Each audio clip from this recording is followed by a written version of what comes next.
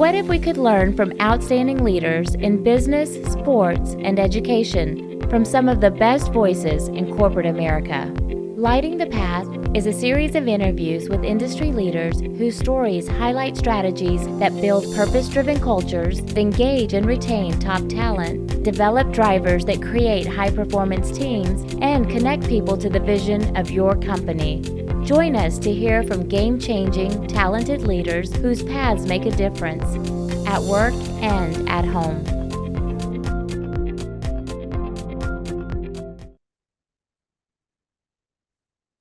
Today's guest is got a special message for us, and I'll tell you why. In the research that I've done in talking to leaders, I've found that there is one word that separates people from achieving their goals, their dreams, their accomplishments, completing projects, driving initiatives, and the one word that is repeated over and over and over again is resilience. And today, we get a chance to visit with Russell Harvey, all the way from the UK. And we were comparing time zones here earlier, what have you. He's ending his day. I'm starting my day. But the cool thing about Russell's walk is that he is literally a resilience expert. First one I've met in that field. You know, somebody spent more time studying that concept. And I'm excited for him to share with you his definition of resilience, because it's a little bit different than most. So hang on your seats. It's gonna be a fun ride. Thank you, Russell, for joining us. That's brilliant. I love it. Thank you, Mike. And yeah, hang on to your seats. We'll have a ride. I like that introduction. I've suddenly got a roller coaster going around in my head. Well, I'm from Texas. I'm from Texas, so it's like I'm thinking saddles and that type of thing. But anyway, Russell, this whole concept of resilience. I mean, if somebody can, check the show notes, look at the bio, you'll find that this is a guy who is he's a coach, a facilitator, speaker. He's got over 20 years experience in the leadership space. And I love this journey that you're on, which is to impact the lives of 100,000 people. And you literally have a ticker that you're counting, estimation along those lines in. And so if you're watching us today or listening to us today, guess what? You're part of that 100,000. So you absolutely are. You absolutely are. And we're right now, it's about 74,002-ish. So genuinely, anybody that's listening now, if there's something that I've done to positively affect you, and we'll clarify that in a bit, exactly what that means, let me and Mike know, and we can add you to the list. That'd be brilliant. I love it then. So I want to look at this word resilience, right? Because if you flip it open in Webster's, or the Oxford Dictionary or what have you, and you look at the definition, you're going to see the ability to bounce back, get up, off the mat. It's kind of, I was meeting this past weekend with 800 professional speakers from around the world had come together. And we're talking about, actually, the subject of resilience came up, and they refer to Mike Tyson, the boxer, who said, everybody's got a plan, strategic plan, until they get punched in the face. Absolutely. And then that's where resilience has to come in. But the image is getting up off the mat and getting back in and wielding yourself in the game. I don't think that's your definition of resilience, is it? No, it isn't. So this term of bounce back, I'm not quite a fan of it. So to start with, everybody that's sort of listening, watching now, I'd really, really like you to remember this going forward around resilience. So I define resilience as springing forward with learning. Springing forward with learning. So resilience is about the human condition. So, there's so many different facets to it. So actually, as well, with that boxing analogy, if you've got a plan until you get punched in the face, actually, I would like people to think about it that the resilient person didn't get punched in the face. That's another way of, trying to get people to think about it. So we do, in the resilience space, talk about these words of coping, surviving, and thriving. And so, the origins of the whole resilience piece really was from a real significant mental health situation. And actually, we've literally just got to cope and survive in certain moments. And yes, you will be demonstrating resilience in those moments. However, where myself and many others in my field want people to get to is to understand, actually, even though the world is still sort of full on and crazy, and we'll talk about this term VUCA at some stage, it's about a leader being able to sort of say, yes, there's an awful lot that's going on. There's still a lot of challenges. The world is constantly changing, and I am in a good place. So to be able to have got there to get to this thriving place is they need to have engaged proactively with their resilience today. Unfortunately, most people don't know how resilient they are until they have a bad experience. For example, punched in the face. So I'm a bit more of the principle of like, well, why wait for this like bad thing to happen? Because unfortunately, life is unfair, and resilient people accept with good grace that life is unfair. And so, definitely want people to think about actually it's a choice to proactively engage with your resilience day to day, because then actually the things that you feel are challenges, they become different. How you deal with the challenges when they come is also different. So it's bringing forward with learning. And the final thing you need to do to sort of role model doing that as a human, as a leader, is that from all of life's events, even those that are great and those that are challenging, you need to be able to pause and re-energize and recuperate and reflect. I don't have an obsession with the words that beginning with R, but my name's Russell. I'm the resilience coach, and they just seem to just trip off my tongue all of the time, However, and reflecting can be challenging. Actually asking people to consider actually what their strengths are. We're not used to that. Consider what's going well. Consider what you're good at. There might actually be, there's an interesting difference between the United Kingdom and the US potentially around strengths. And also then once you've reflected on what's going well, you also need to reflect upon what are you going to do differently? What isn't working for you? How are you going to make some choices to stop doing a certain behavior? Yeah, what's interesting, what you're talking about as far as reflection, we have a tendency to reflect post-mortem after. After reading some of the stuff, watching videos in preparation for the day, what struck me with this word reflection is actually a action. And what happens is we have a tendency not to put value on that. It's kind of like reflective time it's not wasted time, but it's just not as value as the act. But the reality is, without reflection, you cannot load the gun to shoot accurately or with as much power as you want. So because of that, it becomes an action, doesn't it?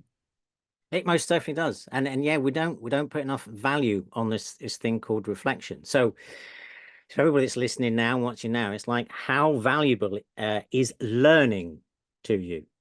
But when you had a great learning experience, and as a consequence of that, you learned actually what was either good or great about yourself, so you could do more of it, or actually it's something that you could do differently, but it was actually, do you know what, when I do this thing different, my life will be better. That's learning. So I'm biased, but I'm of the view around actually learning is probably one of the greatest things that we can do. Yeah. It's not easy, no. But actually making the choice as regularly as possible with your intention to learn, then actually that will absolutely exponentially improve your resilience, no end. Yeah, huge, because of the fact that where growth comes from is in one place, and that's called our when we step outside of our comfort zone, right? We don't learn. The more we stay in our comfort zone, it's hard to learn. You can still learn somewhat, but you get exponential growth when you go to that place where you have discomfort. Well, guess what? When you go to that place of discomfort, see, I learned about leadership. I didn't go to school for it, didn't get an MBA in it. You see this head I've got right here? The reason why it's so flat is because I just banged it on the wall a whole bunch of times and then said, I'm not going to do that again. And I'd go this way and then I'd bang it over there. I'm not going to do that again. But it's that learning curve.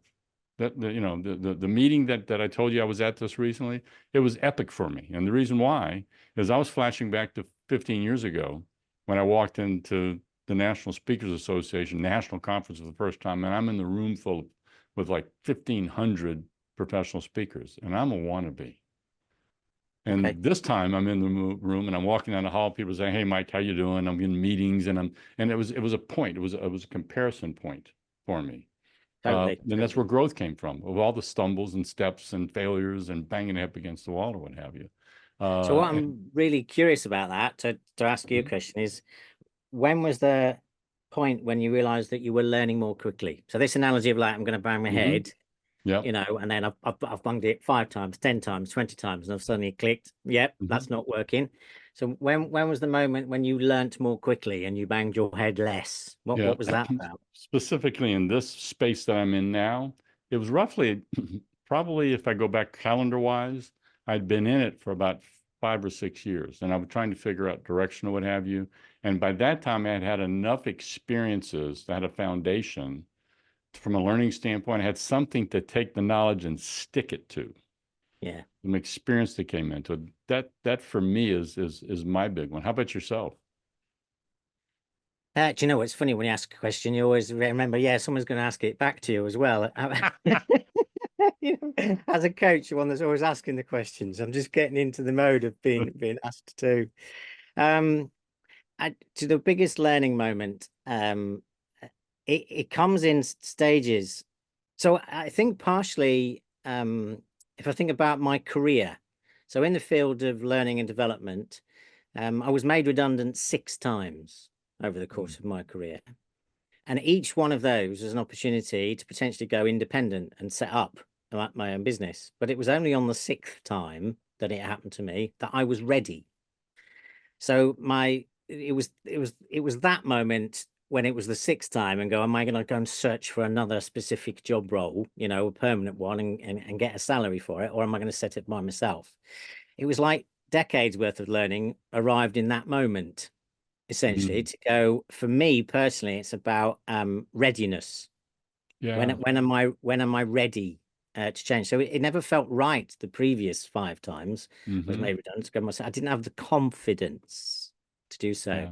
Interesting. And then it was a case of, and my last permanent role was a fantastic organization called the Co-op Group. And it was part of that the birthplace of the Resilience Coach came about because of the things that were happening there. But I just learned from my experience that for me to be able to achieve my purpose around people, I couldn't do it in a standard role in the corporate world. I could only do it as the Resilience Coach. Yeah. So that was a massive learning moment, but it had taken me, you know, years and years and years of being made redundant for finally to go, no, I'm ready. I've realized you've been batting your head against a brick wall, Russell, saying, I'll go to this organization and see if they'll make people their focus. I'll go to this organization. I'll see if they'll make people their focus. And it's like, no, I'm going to have to go out independent and actually get the message out there that way. Interesting. You know what you're making me think about is that I was speaking to a group of controllers and chief financial officers in a meeting, and I came home from the meeting, and my wife asked, how'd your program go? I said, I think it's the best one I've ever delivered. And what I love about my wife, she's very affirming, but instead of being the cheerleader, oh, that's great, she goes, oh, really? Tell me why. Great. And the words that came out of my mouth, I've never forgotten, Russell. It's because Mike showed up.